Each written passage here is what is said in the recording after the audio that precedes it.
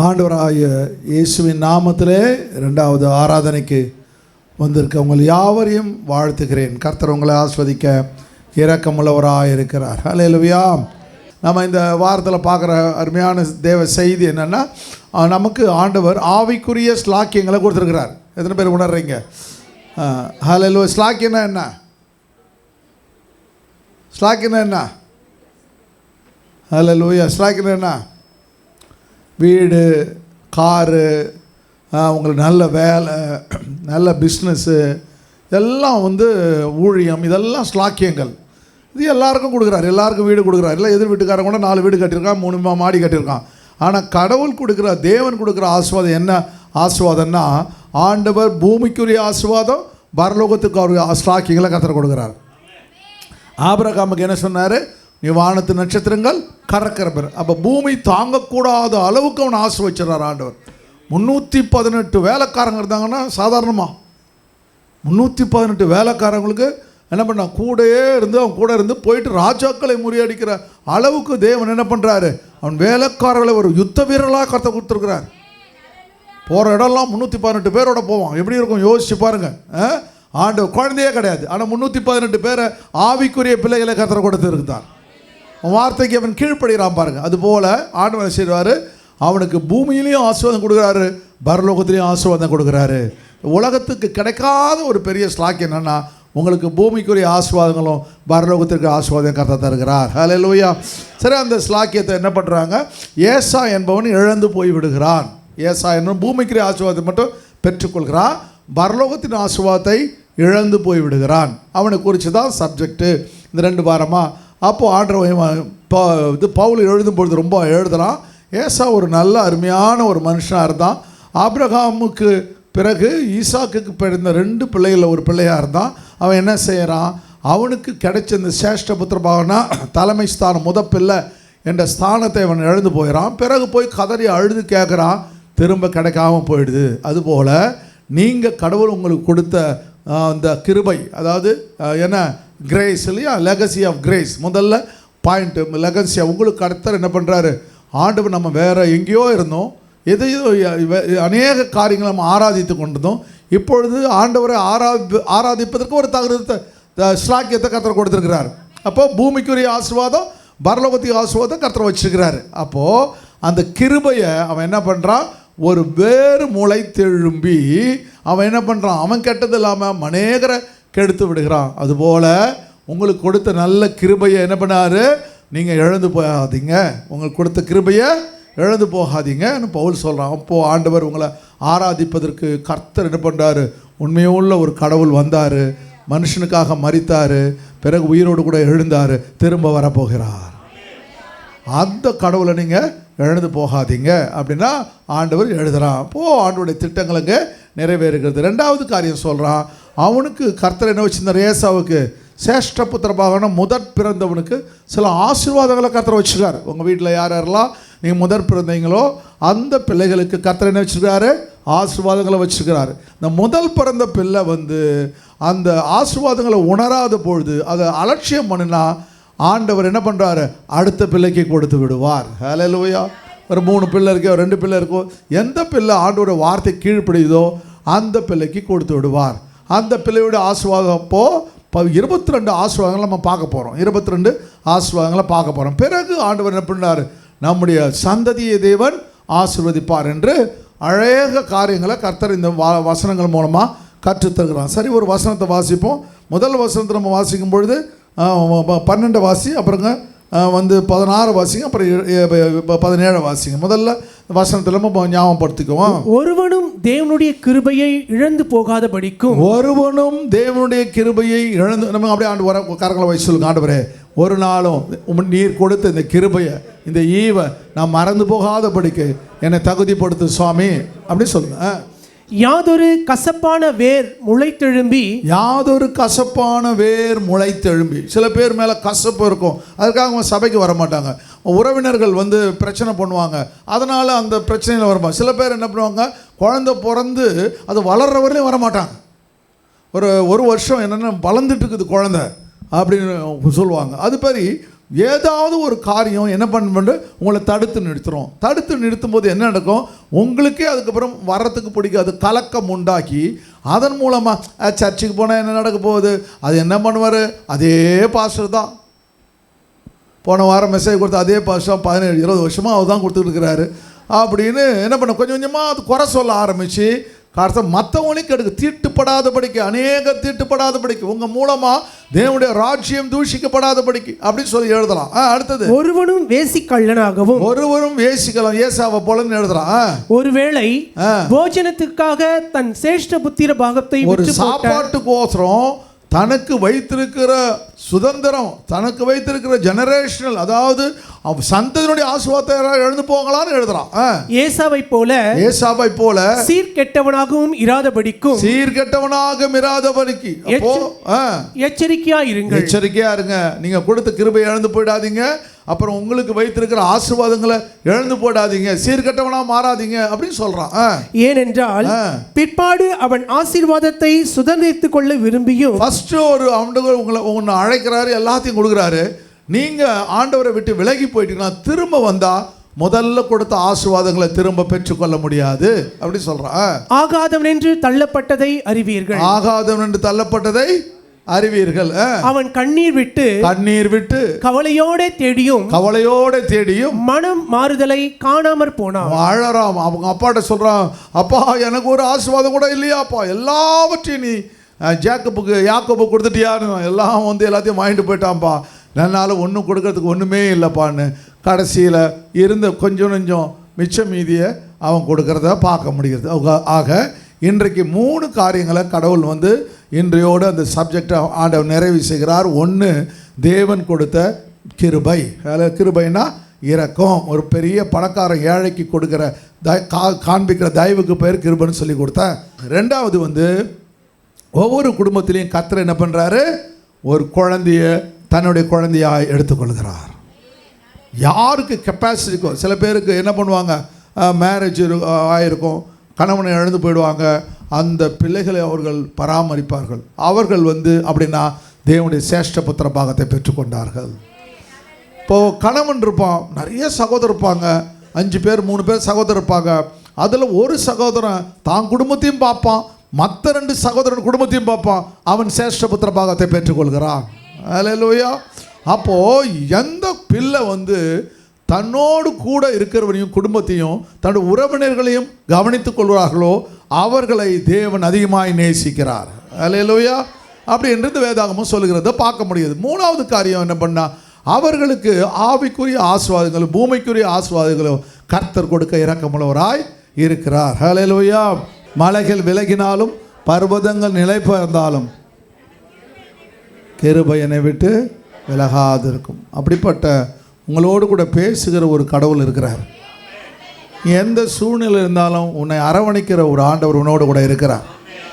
நீ நினைக்கிறதை செய்கிற தேவன் உன்னோடு கூட இருக்கிறார்.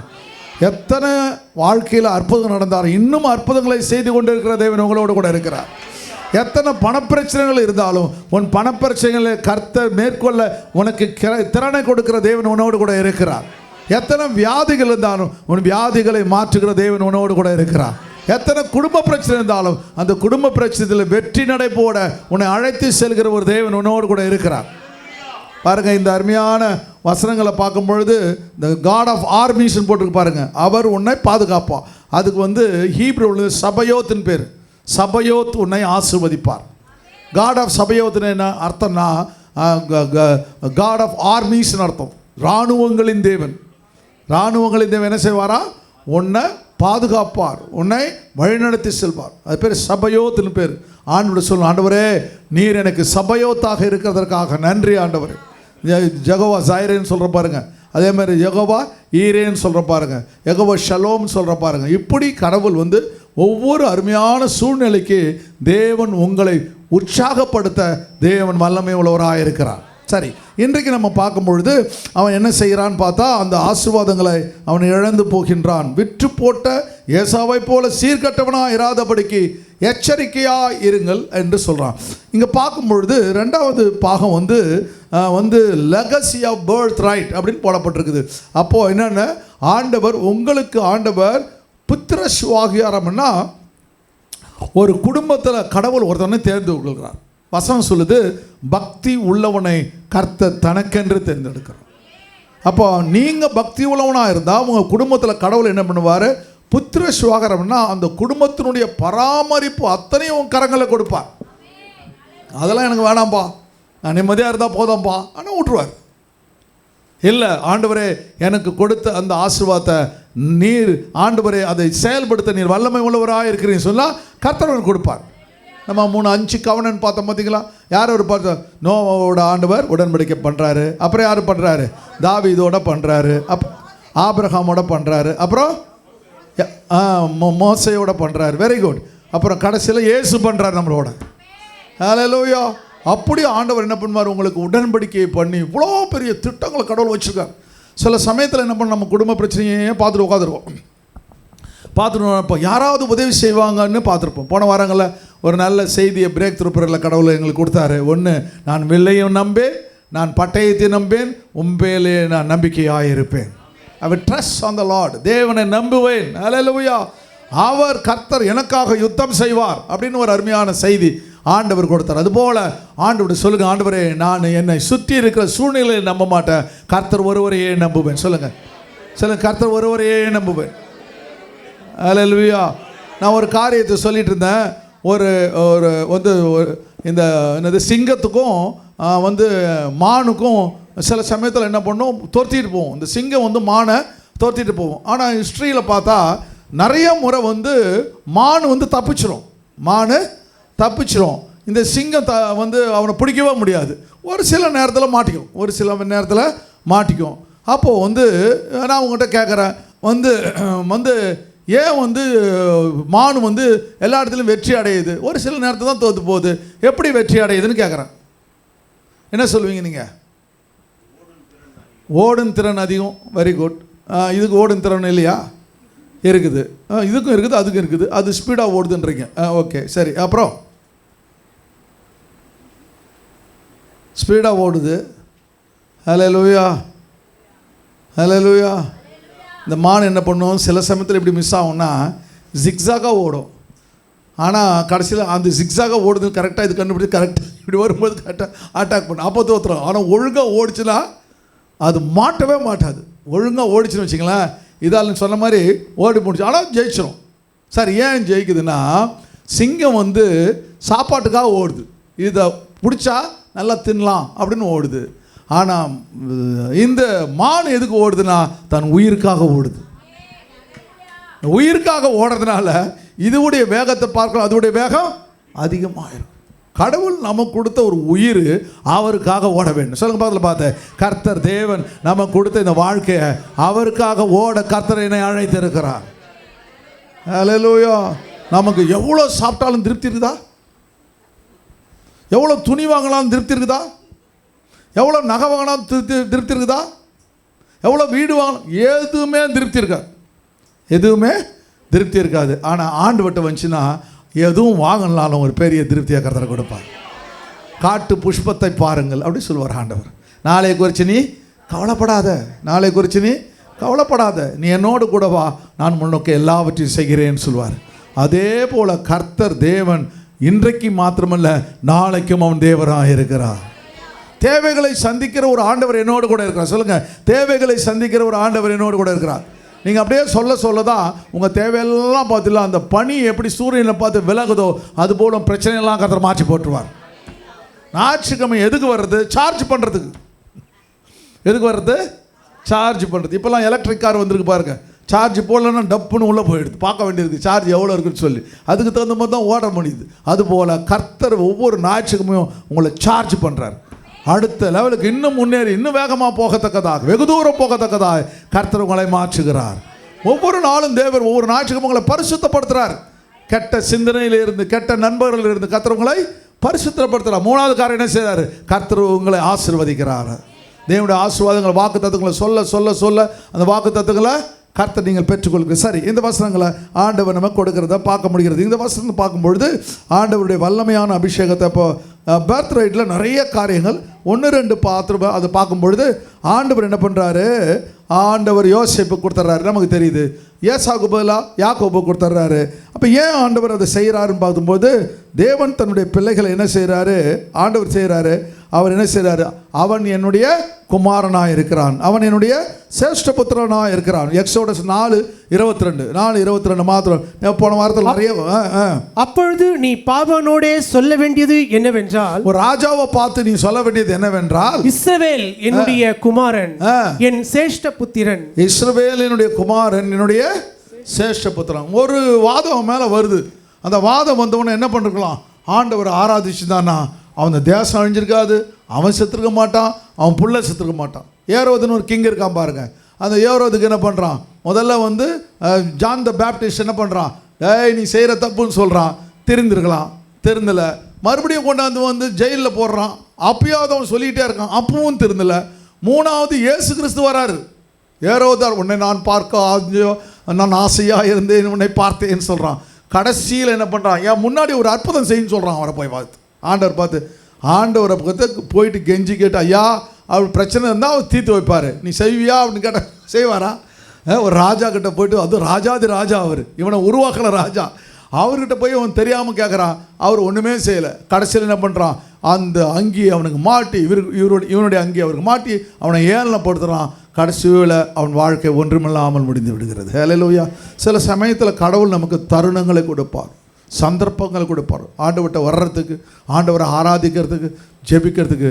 அப்படி நீங்கள் ஜெபிச்சிட்டிங்கன்னா உங்கள் மூலமாக உங்கள் பிள்ளைகளெல்லாம் நல்லா வச்சுருப்பாங்க. நீங்கள் என்ன ஜெபிக்கிறீங்களோ ஒரு நாள் கர்த்தர் அதை நிறைவேற்றுவார். நீங்கள் ஜெபிக்கிற ஜெபம் ஒரு நாளும் வீணாப்பார். வாக்கு தத்தம் செய்தவர் மறவார், வாக்கை நிறைவேற்றி முடிப்பார். ஹல்லேலூயா. அப்படிப்பட்ட ஒரு ஆண்டவர் நம்மோடு கூட இருக்கிறார். கரங்களை தட்டி கர்த்தருக்கு நன்றி செலுத்துங்க. அவன் சொல்கிறான் பாருங்க, இந்த வார்த்தை சொல்கிறான் பாருங்க, இஸ்ரவேல் என்னுடைய குமாரன், என்னுடைய சேஷ்ட புத்திரன். எப்படி சொல்கிறார் பாருங்க, ஒரு பெரிய ராஜா, வானத்தையும் பூமி பிடிச்ச கடவுள். அவர் சொல்கிறார் ஒரு மனுஷனை பார்த்து, நீ என் புள்ள. நீங்கள் சொல்லுவீங்களா? ஹல்லேலூயா, ஹல்லேலூயா. ஒரு மூக்கு ஒழுவிட்டு ஒன்று போதும் வச்சுங்க ரோட்டில், என் புள்ள அப்படி முத்த கொடு மூஞ்ச அப்படியே கேட்டு போயிட்டு சோப்பு ரெக்ஸோனா சோப்பு வாங்கி மூஞ்ச கழுவி முத்த கொடுப்பீங்களா? கொடுக்க மாட்டீங்க. பாரு எப்படி பெற்று போடுறதுன்னு சொல்லிட்டு போயிட்டு போய்.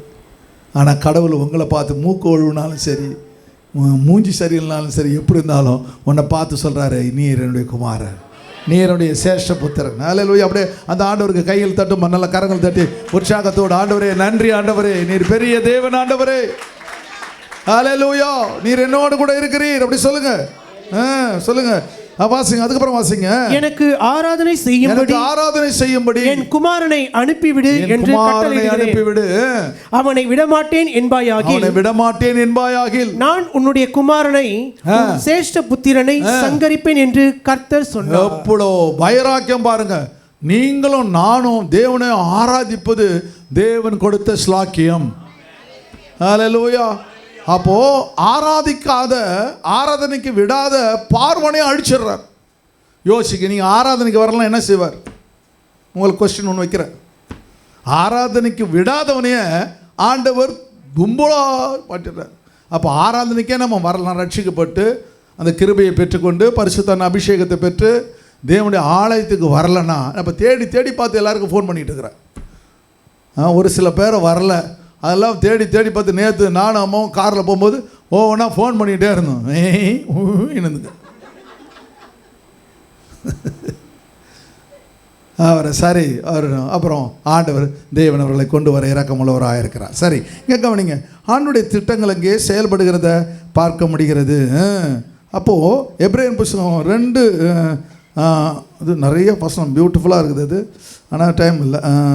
சரி, டைம் இல்லைன்னு பாஸ்டர் சொல்லுவார்னு நீங்கள் உங்களுக்கும் தெரியும். சரி சரி, இந்த ஒரு வசனத்தை வாசிருங்க. எபிரேயர் 12 ரொம்ப முக்கியம். 22, நீங்களோ சீயோன் மலைநிலத்திற்கும் ஜீவனுள்ள தேவனுடைய நகரமாகிய பரம எருசலேமிடத்திற்கும் 1000 தேவ தூதர்களுக்கு வந்து சேர்ந்தீர்களே. ஹல்லேலூயா. அப்போ ஒரு நாள் வரப்போகுது, கர்த்தர் நம்மை பரலோகத்துக்கு அழைத்து செல்ல போகிறார். ஹல்லேலூயா. பாருங்களேன் எவ்வளோ யுத்தங்கள் நடக்குது பாருங்க.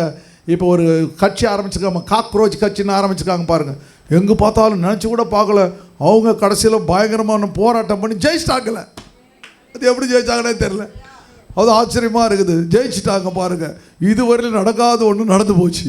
இப்போ சின்ன ஒரு காக்ரோச்சு, நம்ம அருவருக்கிற காக்ரோச்சுன்னு பேர் வச்சு அதை வந்து தேசத்தையே மாத்திரம். அது போல் கர்த்தர் காக்ரோச்சையே ஆசீர்வதிச்சு அவங்களை ஆசீர்வதிக்க மாட்டாரா? பாருங்கள், காக்ரோச்சே போட்டாங்க பாருங்கள். இந்த கட்சி ஒன்று ஆரம்பித்து அவனுக்கு எப்படி தான் வந்துச்சோ மைண்டு வந்துச்சே தெரில.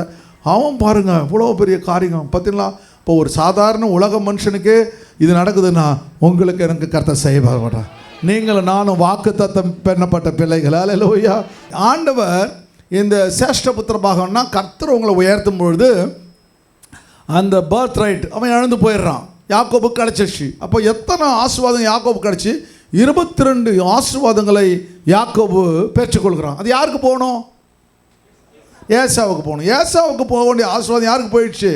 யாக்கோபு. என்ன ஆசீர்வாதம்னா 22 குயிக்காக பார்த்தலாமா? அதை முதல்ல ஒருத்தவனுக்கு சேஷ்டபுத்திர பாகம்னா கர்த்தர் உங்கள் குடும்பத்தில் உங்களுக்கு கொடுத்தாருன்னா முதல்ல என்ன நடக்கும்? குடும்பத்தினுடைய சுதந்திரம், குடும்பத்தினுடைய ஆசீர்வாதம் என்னென்ன இருக்குதோ அது உங்களுக்கு வந்துடும். அல்லேலூயா. அப்படின்னா உங்கள் குடும்பத்தில் சோஃபா இருக்குது, வந்து அண்டா இருக்குது, குண்டா இருக்குது, நிறைய நகை இருக்குது, உங்கள் அம்மா தாத்தாவுடைய புடவை இருக்குது, எதுதெல்லாம் இருக்குதோ அது யார் கையில் போயிடும்? ஆட்டோமேட்டிக்காக யார் சேஷ்ட பாத்திரம் வாங்குறாங்களோ அவங்க கையில் போயிடும். அது சின்னவனாக இருக்கலாம், பெரியவனாக இருக்கலாம். அது வந்து கர்த்தர் அதை நியமிக்கிறார். ஒன்று. ரெண்டாவது காரியம் என்னென்னா ஆண்டவருடைய ஃபேமிலி குடும்ப தலைமை அதிகாரம் வந்துடும். நீங்கள் தான் குடும்பத்தில் எடுக்கிற டெசிஷன் மேக்கராக இருப்பீங்க. நீங்கள் டெசிஷன் மேக்கராக இருப்பீங்க. 8 மணிக்கு தான் சாப்பிட்ணும் சொன்னால் 8 பேர் 8 மணிக்கு தான் சாப்பிடணும். இன்றைக்கி தோசை தான்னா தோசை தான், இன்றைக்கி உப்பா தான், தயிர் சாதம்னா தயிர் சாதம் தான். நீங்கள் என்ன சொல்கிறீங்களோ அன்றைக்கி தான் மெனுவை, சாப்பாடே அதான். ரெண்டாவது குடும்பம். மூணாவது வந்து ஃபாதர்ஸ் பிளஸிங். அவங்க தகப்பன், அந்த தகப்பன் என்ன பண்ணுவார்? அவர் வந்து உங்களுக்கு அந்த ஆசீர்வாதத்தை கர்த்தர் கொடுப்பார். அந்த ஆசீர்வாதத்தை கொடுப்பார். என் பிள்ளையை நான் ஆசீர்வதிக்கிறேன் அப்படின்னு ஆசீர்வாதம். அப்போ என்ன நடக்குதுன்னா அவங்களுடைய தாத்தா முப்பாட்டன் அந்த எல்லாருடைய ஆசீர்வாதமும் என் குடும்பம் நல்லா இருக்கும், நல்லாங்கண்ணே, அந்த ஆசீர்வாதம் எல்லாம் உங்களுக்கு வந்துடும். அல்லேலூயா. 3. 4வது கால spiritual leader and priest of the family. அப்படின்னா கடவுள் என்ன பண்ணுவார்? உங்களை ஆவிக்குரிய மனுஷனாக வச்சுருப்பார். ஜெபிக்கிறவனா, வந்து பிள்ளைங்களை நடத்துகிறவனா, வந்து உங்களுக்கு வந்து ஆண்டவர் ஒவ்வொரு நாளும் வந்து பிள்ளைகளுக்கு வேதங்களை கற்றுத்தருவனா மாத்திரமல்ல, உங்களிடத்திலிருந்து என்ன பண்ணுவாங்க? அவன் லேவியர்களை எழுப்புவார். அப்படின்னா என்ன பண்ணுவார்? ஊழியக்காரர்களை எழுப்புவான். உங்கள் குடும்பத்தில் ஒரு ஊழியக்காரன் எழுப்புவான். அல்லேலூயா. 4வது காரியம். 5வது காரியம் என்ன பண்ணுவார்? ஆண்டவர் லேண்ட்ஸ் கொடுப்பார். Choice of all family lands. உனக்கு எத்தனை சொத்துக்கள் இருந்துச்சோ அத்தனை சொத்தையும் உங்ககிட்ட கொடுத்துருவாங்க. நீ தான் மற்றவங்களுக்கு யார் யார் கொடுக்கணுமோ அவங்களுக்கு. அந்த முதல் பிள்ளைங்க 2 பாகம் எக்ஸ்ட்ரா கிடச்சோம். ஒரு லேண்டு, ஒரு கிரவுண்ட் இருக்குன்னா அந்த கிரவுண்டில் என்ன பண்ணுவார்? மொத்தம் 3 பிள்ளை இருக்குன்னா அந்த 3 பாகத்தில் வந்து 4 பாகமாக போடுவாங்க. 2 பாகம் வந்து முதல் பிறந்தவனுக்கு போய்டும், மீதி இருக்குது மற்றவங்களுக்கு கிடைக்கும். அப்படி அவங்க டிசைட் பண்ணுவாங்க. சரி. 6வது ஃப்ரூட்ஃபுல் ஆஃப் ஸ்ப்ரிங். குழந்தைகளை கர்த்தர் கொடுப்பார். மலட்டுத்தன்மை வருவதில்லை. அல்லேலூயா. 100 வயசு வாங்கி குழந்தை பெற்றுறான்ல ஆபிரகாம், இல்லையா? அதுபோல் ஆண்டவர் குழந்தை பாக்கியத்தை கர்த்தர் கொடுப்பார். 6. 7வது ஸ்பெஷல் ப்ராவிடன்ஸ்னால் விசேஷ பராமரிப்பு. நீங்கள் உங்களை பார்த்து எல்லாம் பிரமிப்பாங்க. அந்த அளவுக்கு எல்லாரையும் போஷிக்கிற அளவுக்கு பராமரிக்கிறவருக்கு ஆசீர்வாதம் உங்களுக்கு கொடுத்துருவார். 7. 8வது ஆசீர்வாதம் ஆண்டவர் தனிப்பட்ட ஆசீர்வாதங்கள்.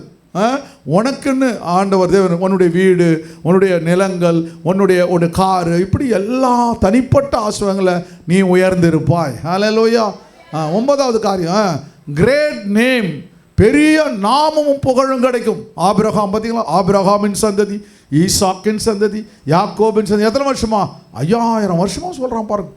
இப்போ 5000 வருஷம் அந்த பேர் அழியவே அழிவோம். உன்னுடைய சந்ததியில் உன் பேரை வருகிற சந்ததி எல்லாம் சொல்லிக்கிட்டே இருக்கும். அப்படி கர்த்தர் ஒன்று ஆசீர்வதிச்சுவார். அல்லேலூயா. சரி. 10வது ஆசீர்வாதம் என்ன? அனைத்து ஜாதிகளும் ஆசீர்வாதம் இருப்பான். நீ எல்லா ஜாதி, உன் ஊரில் 100 ஜாதி இருந்தாலும் ஒன்றை கர்த்தர் பெரிய வீடு கட்டி வந்து ஒரு 150 ஏக்கர் நிலம் வைக்கிற அளவுக்கு வச்சு எல்லா ஜாதியும் உன் கீழே அடிமையாகிடுவாங்க. கர்த்தர் என்ன வச்சுருவார்? எல்லா ஜாதியில் உனக்கு உன் கீழே அடிமைகளாக கர்த்தர் கொடுப்பார். 11வது ஆசீர்வாதம் இட்டர்னல் பிளஸ்ஸிங்னா நித்திய சுதந்திரம். பரலோகத்தினுடைய ஆசீர்வாதத்தை கர்த்தர் கொடுத்துருவார். பரலோகத்துடைய ஆசீர்வாதம். 11. 12 பாருங்க. Special party of the Arabic community. ஆபிரகாமுடைய சந்ததியோடு கூட உன்னை இணைச்சிருவார். அல்லேலூயா. இதெல்லாம் ரொம்ப மெதுவாக எடுக்கணும். நான் ஸ்பீடாக எடுத்துகிட்டு போகிறேன். அதில் எல்லாமே வசனத்தோடு இருக்குது. எல்லாம் ஆபிரகாம் சந்ததியோடு கர்த்தர் என்னென்ன நினச்சோம். நீங்கள் பார்க்கலாம், நானும் யூதன் அப்படின்னு சொல்லலாம். I am a spiritual Jew அப்படின்னு சொல்லலாம். நீங்கள் அங்கே போனீங்கன்னா என்ன சொல்லலாம், அந்த இஸ்ரேல் போனா நீங்கள் யூதன், நான் ஆவிக்குரிய யூதன் சொல்லலாம். ஹல்லேலூயா. ஆமாம், உன்னுடைய தகப்பன் தான் என்னுடைய தகப்பன். ஆபிரகாமின் தேவன் ஈசாக்கு, நானும் ஆபிரகாமின் உடைய பிள்ளை தான், நானும் ஈசாக்குடைய சந்ததி தான், நானும் யாக்கோபுடைய சந்ததி தான் அப்படின்னு நீங்கள் ஃபைட் பண்ணலாம். அந்த அளவுக்கு உரிமையை கர்த்தர் கொடுத்துட்றாரு.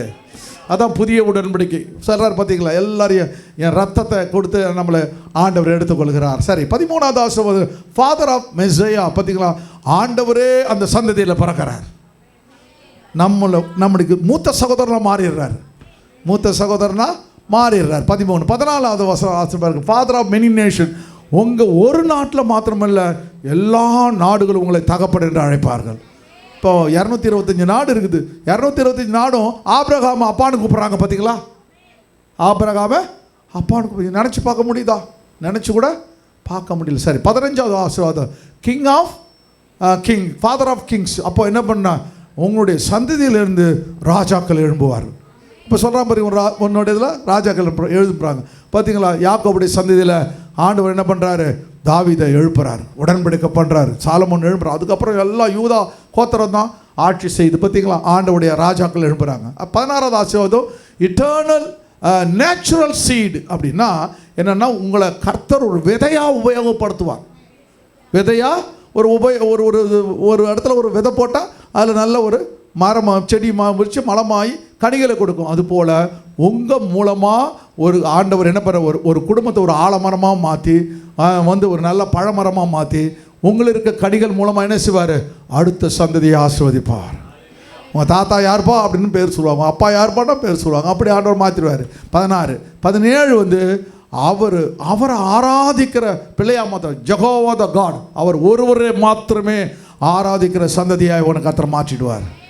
நீங்கள் உங்கள் பிள்ளைங்க எல்லாம் அவரை ஆராதிக்கிற. இப்போ பார்த்தீங்களா, காடி ஆஃப் இந்த சபையோத்துன்னு பார்த்து பார்த்தீங்களா, அவங்க லார்ட் ஆஃப் ஆர்மிஸ் பார்த்தீங்களா, இராணுவங்களின் தேவன். ஹல்லேலூயா. அப்போ ஆண்டவர் உங்களை ஆசீர்வதிப்பார். 17 18 பாருங்கள், பவர் ஓவர் எனிமீஸ். யாரும் உனக்கு முன்பாக எதிர்த்து நிற்பதில்லை. யார் உனக்கு சொல்கிறாரு, யோசுவா கூட சொல்கிறாரு, உனக்கு முன்பாக ஒருவனும் அதே மாதிரி எவனும் எழுத்து நிற்கலையே. 31 ராஜாவன் பண்ணுறேன். இப்போ பார்த்தீங்களா, அதே ஆசீர்வாதம் பார்த்து அவருக்கு இஸ்ரேலுக்கு முன்னமாக யாரும் எதிர்த்து இருக்க முடியலையே. எத்தனை வருஷம், 3000 4000 வருஷத்துக்கு முன்னாடி சொன்னது, 5000 வருஷத்துக்கு முன்னாடி சொன்ன வாக்குத்தத்தம் இன்றைக்கு நிறைவேறி கொண்டிருக்கிறது. ஹல்லேலூயா. 18 19 என்ன, have a headship of nation. எல்லா தேசத்தையும் நடத்துகிற தலைவனாக அவனை வச்சுப்பார். ஜாதிகளுக்கு தலைமை வதிப்பாய். ஹல்லேலூயா. இப்போ பார்த்தீங்களா, ரிசர்வ் பேங்க் இருக்குது. ரிசர்வ் பேங்க் எல்லா நாட்டிலையும் இருக்குது, 225 நாட்டிலையும் இருக்குது. அந்த ரிசர்வ் பேங்க் தலைவன் யார், யூதன். ஹல்லேலூயா. இப்போ நம்ம பணம் எங்கே போடணும், ரிசர்வ் பேங்க்கு தான் ஆனர் போடணும். இவ்வளோ வட்டி 5னா 7னா அவங்க கொடுத்தா இவங்க இம்ப்ளிமெண்ட் பண்ணணும். பார்த்தீங்களா, ஆண்டவர் எல்லாவரையும் உயர்த்தி வச்சுட்டாரு. 19 20 வாங்க, மெட்டீரியல் ப்ராஸ்பரிட்டி அப்படின்னா பொருளாதார செழிப்பு. ஹல்லேலூயா. ஃபேக்ட்ரிஸ் வச்சுருப்பேன். பார்த்தீங்களா, அமெரிக்கன்ஸ் பார்த்தீங்கன்னா ஃபோர்டு கார்லேருந்து எல்லா காரும் பயங்கரமாக காரை கண்டுபிடிக்கிறானுங்க, அதை கண்டுபிடிக்கிறானுங்க, எல்லாத்தையும் கண்டுபிடிக்கிறாங்க.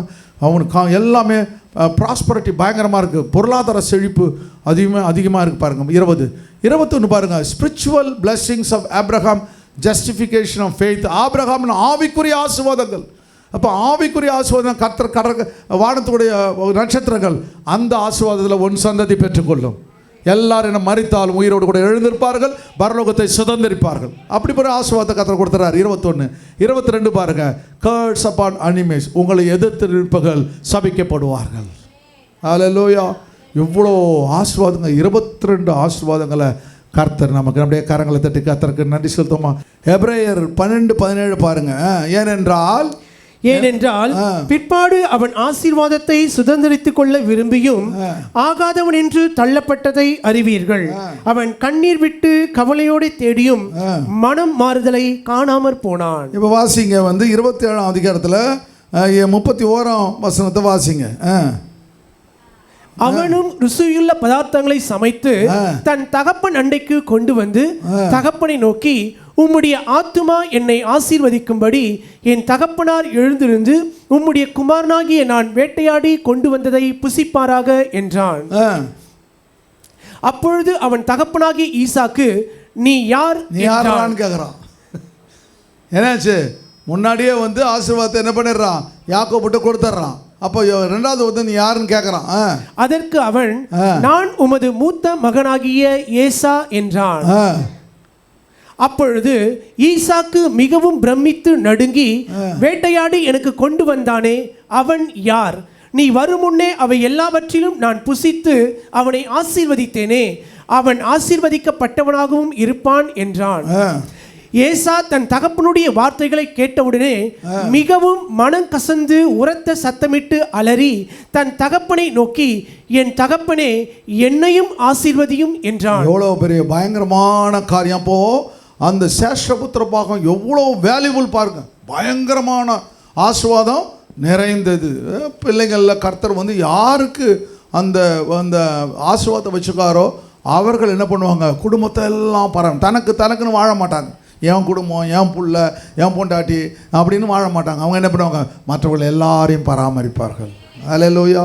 அவர்களுக்கு தான் தேவன் சேஷ்ட புத்திர பாகத்தை தேவன் கொடுப்பார். ஹல்லேலூயா. ஆண்டுடைய திட்டங்கள் அங்கே நிறைவேற்றப்படுகிறதை பார்க்க முடிகிறது. அப்போ ஆண்டுடைய திட்டங்கள் இப்போ அழறான், போயிட்டு ஐயோ எனக்கு எல்லாம் கொடுங்க ஆண்டவரே அப்படிங்கிறான். அங்கே சொல்லும் பொழுது இவனுக்கு இப்போ அந்த அந்த யூத நூல் என்ன சொல்லுதுன்னா, அவனுக்கு வந்து ஈசாக்குக்கு வந்து ஏசா தான் ரொம்ப பிடிக்குமா. நம்ம வீட்டில் கூட அப்படி தானே, ஒரு பிள்ளைய பிடிக்கும், ஒரு பிள்ளைய பிடிக்காது. ஆனால் கடவுளுக்கு ஒரு பிள்ளை பிடிக்கும். கடவுளுக்கு பிடிக்கிற பிள்ளை தான் அந்த ஃபேமிலி இன்ஹெரிட்டன்ஸை அது சுதந்திரத்து கொள்ளும். இப்போது இங்கே பிடிக்கும். ஆனாலும் அவன் என்ன பண்ண, போய் வேட்டையாடிவா அவனை ஆசீர்வதிக்கணும்னு சொல்கிறான்.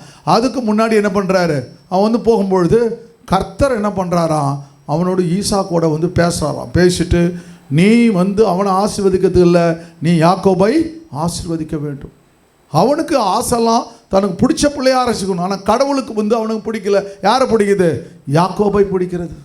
ஏனென்றால் அவன் இவனிலிருந்து வேறுபட்டவனாக கீழ்ப்படியில் உள்ளவனாக இருக்கிறான். உடனே என்ன பண்ணுறான், உடனே அந்த யாக்கோபுக்கு எல்லா ஆசீர்வாதங்களும் அவன் போய் விடுகிறது.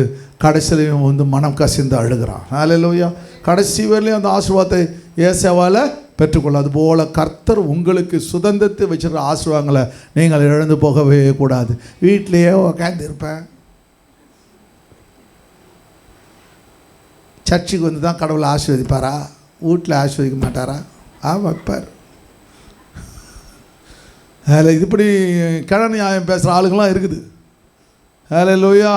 கர்த்தர் ஒரு ஒழுங்காக வச்சுருக்காரு. இப்படி தான் இருக்க வேண்டும். அந்த ஒழுங்கின் படம் நடந்தால் தான் தேவன் உங்களுக்கு என்ன வச்சுருக்காரு, ஆசீர்வாதத்தை வச்சுருக்காரு. இழந்து போய் விடவே சொல்லுங்கள், நான் இழந்து போகவே மாட்டேன். கர்த்தர் எனக்கு வைத்திருக்க ஆசீர்வாதம்.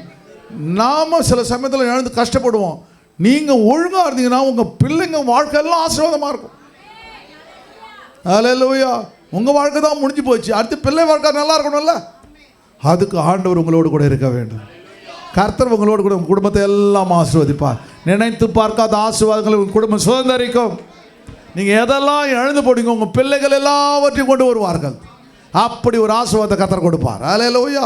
சரி, ஆண்டுடைய திட்டங்கள் அப்போது ஆண்டவர் அவர் கடிந்து கொள்கிறத பார்க்க முடிகிறது. சரி, ஆண்டுடைய திட்டங்களும் அதே போல் ஏசா யாக்கோபு பார்க்கும்பொழுது யாக்கோபுக்கிட்ட வந்து ஒரு தேவதூதன் வந்து என்ன பண்ணுறான், ரிசீல் பண்ணுறான்.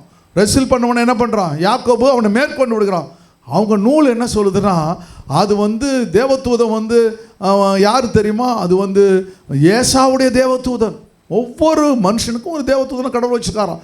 அவன் கார்டியனா, அது அவன் வந்து இவனை வந்து எல்லாத்தையும் சுதந்திரிக்க வரான்ல, மறுபடியும் சொந்த ஊருக்கு வரான். அவனை வரக்கூடாதுன்னு சொல்லி அவன் மேலே சண்டை போடுறான். கடைசியில் என்ன பண்ணுறான், கர்த்தர் அவன் பட்சத்தில் இருந்தனால அவனை மேற்கொண்டு விடுகிறான். சொல்லுங்கள், என் பக்கத்தில் கர்த்தர் இருந்தா நான் யார் வந்தாலும் அவர்களை மேற்கொள்கிற பலத்தை கர்த்தர் என்ன கொடுத்துருக்கிறார். ஹல்லேலூயா. சரி, நம்ம கடைசியாக ஒன்று சொல்லி முடிப்போம். கர்த்தர் நம்ம ஆஸ்வதிக்க இறக்க முடியும். மத்தேயு புத்தகம் 25 பார்த்தீங்கன்னா 10 கன்னிகைகளை குறித்து பார்க்குறோம். ஒருத்தவங்க என்ன பண்ணுறாங்க, 5 பேர் வந்து என்ன பண்ணுறாங்க, தீவெட்டி எடுத்துகிட்டு போகிறாங்க, கூட எண்ணெயை எடுத்துகிட்டு போகிறாங்க. 5 பேர் என்ன பண்ணல, தீவெட்டி எடுத்துருந்தாங்க. ஆமாம், சில பேர் வந்து நானும் சர்ச்சுக்கு போகிறேன்னு வரும்பார். சில பேர் கிளம்பிட்டியாக்கா அப்படி சொல்லி சில பேர் வருவாங்க. சில பேர் வருவாங்க பயபக்தியோடு கூட, ஆண்டவரே நான் ஆலயத்துக்கு போகிற ஆண்டவரே, என்னை என் குடும்பத்தையும் ஆசீர்வதி ஆண்டவரே, ஹல்லேலூயா. அப்போது இவங்க என்ன பண்ணுறாங்க? அபிஷேகம் பண்ணப்பட்டவர்கள். எண்ணெய் எதை குடிக்கிறது? அபிஷேகம். எண்ணெய் தீர்ந்து போகுது. உடனே இவங்க என்ன பண்ணாங்க? எண்ணெய் கொஞ்சம் கொடுன்னு அவன் சொல்கிறாங்க, நான் என்ன என்கிட்ட இருக்க எண்ணெய் உனக்கு கொடுக்க முடியாது. அப்படியே என்ன அர்த்தம்? உனக்கு கொடுத்த அபிஷேகத்தை மற்றவங்களுக்கு கொடுக்க முடியாது. அபிஷேகத்தை யார் கொடுக்கணும்? கர்த்தர் ஒருவரே கொடுக்க வேண்டும். ஹல்லேலூயா. அப்போ அந்த அபிஷேகத்தை கடைசி வரையிலும் காத்துக்கொள்ள வேண்டும். உன்னிலே எண்ணெய் எப்பொழுதுமே காணப்பட வேண்டும். ஹல்லேலூயா. எண்ணெய் குறைந்து போகவே கூடாது. நாள் ஆக இன்னும் வேதவசனங்கள், நாள் ஆக இன்னும் ஊழியம் இப்படி அதிகமாக ஊழிய நீங்கள் குறையவே கூடாது. நாளாக பிரகாசம் அதிகமாக வேண்டும். ஏன்னா மணவாளன் வரப்போகிறார். யூதருடைய முறைமையின் பிரகாரம் என்னன்னா, யூதருடைய முறைமையின் பிரகாரம் மணவாளனுக்காக இந்த மணவாட்டி வீட்டார், பெண் வீட்டார் காத்திருப்பாங்களாம். எந்த டைமும் வருவான்னு தெரியாது. அதனால் அவங்க 10 கன்னிகளை ப்ரிப்பேர் பண்ணி, 10 கன்னிகள் 10 கற்பனைகள் மாதிரி அந்த ப்ரிப்பேர் பண்ணி அவங்க கையில் எண்ணெயை கொடுத்து காத்திருப்பாங்களாம். காத்திருக்கும் பொழுது மணவாளன் 11 மணிக்கு வருவார், 12 மணிக்கு வருவார். அவர் வந்த உடனே அந்த ஹாலுடைய கதவை மூடிடுவாங்களாம். உள்ளே யார் காத்திருந்தாங்களோ அவர்களோடு கூட பந்தி இருப்பாராம். இப்படி ஒரு ட்ரெடிஷன் யூதர்களில் இருக்குது. அதை தான் கர்த்தர் சொல்கிறார். 10 பேரில் உண்மையாக இருந்தவங்க 5 பேர், உண்மை இல்லாதவங்க 5 பேர். அவர்கள் மணமானவர்களை கலந்து கொள்ள முடியவில்லை. ஏனென்றால் அவர்கள் தேவனை விட்டு விலக்கி அதை புரிந்து கொள்ளாமல் இருக்கிறார்கள் என்று முடிக்கிறார். அதுபோல அருமையான தேவனுடைய பிள்ளையை, கர்த்தர் உனக்கு வைத்திருக்கிற ஆசீர்வாதங்களை தேவன் சுதந்திரிக்க பிரகாசிக்க கர்த்தர் உன்னை அழைத்திருக்கிறார். ஹல்லேலூயா. ஆண்டவருடைய திட்டங்களும் தேவ தயவுகளும் ஆசீர்வாதங்களும் கர்த்தர் வச்சிருக்கிறார். கடைசியாக ஒரே ஒரு அருமையான வசனத்தை வாசித்து முடிப்போமா? எபிரேயர் புத்தகம் 6ஆம் அதிகாரம் 4ஆம் வசனத்தை வாசித்து முடிப்போம். ஏனெனில் ஒரு தரம் பிரகாசிப்பிக்கப்பட்டும், ஒரு தரம் பிரகாசிக்கப்பட்டும், பரம ஈவை ருசி பார்த்தும். அப்ப ஆண்டவர் உங்களுக்கு ஒரு கிருபையை கொடுத்தாரு, ஒரு முறை கொடுத்திருக்காரு. இயேசு என்ற ஒருத்தரை தெரிஞ்சுக்கோ. இயேசு இந்த உலகத்துக்கு பாவங்களுக்காக மரிச்சாரு, அவர் வாழ்ந்தாரு, மரித்தார், 3ஆம் நாள் உயிரோடு எழுந்தார். அந்த இயேசு வரப்போகிறார். ஒரு முறை உங்களுக்கு எல்லாத்தையும் காமிச்சிட்டாரு. பரிசுத்த ஆவியை பெற்றும், 2வது பரிசுத்த ஆவியை உங்களுக்கு கொடுத்துட்டாரு. தேவனுடைய நல் வார்த்தையையும் நல்ல வாக்கு தத்தங்களை கர்த்தர் கொடுக்கிறாரு. இனிவரும் உலகத்தின் பலன்களையும் ருசி பார்த்தும், வருகிற போற எல்லா எதிர்கால திட்டங்களையும் உனக்கு கொடுக்கிறார், ருசி பார்க்க கொடுக்கிறார். மறுதலித்து போனவர்கள் அப்படி இருந்தும் சில பேர் என்ன பண்றாங்க? ஆண்டவரை மறுதலித்து விடுகிறார்கள். தேவனுடைய குமாரனை தாங்களே மறுபடியும் சிலுவையில் அறைந்து. அப்படின்னா என்ன அர்த்தம்னா, ஆண்டவரை மறுதளிச்சவங்க, ஆண்டவர்கிட்ட வராமல் போனவங்கள நீங்களே அவன் பரிசேயன் அறையில், பிலாத்து அறையில் நீங்களே சிலுவையில் அடிச்சிடுறீங்க, மறுபடியும் அடிக்கிறீங்கன்னு சொல்கிறான். அவமானப்படுத்துகிறபடியால் மனம் திரும்புவதற்கு ஏதுவாய் அவர்களை மறுபடியும் புதுப்பிக்கிறது கூடாத காரியம். மறுபடியும் புதுப்பிக்கிறது கூடாத காரியம் சொல்லி முடிக்கிறான். ஹல்லேலூயா. ஆண்டவர் தேவன் உங்களை இந்த அருமையான நேரத்தில் 3 காரியங்களை சொல்லி உங்களோட கூட பேசினார். என்ன பேசினார்? உங்கள்கிட்ட என்ன பேசினார்?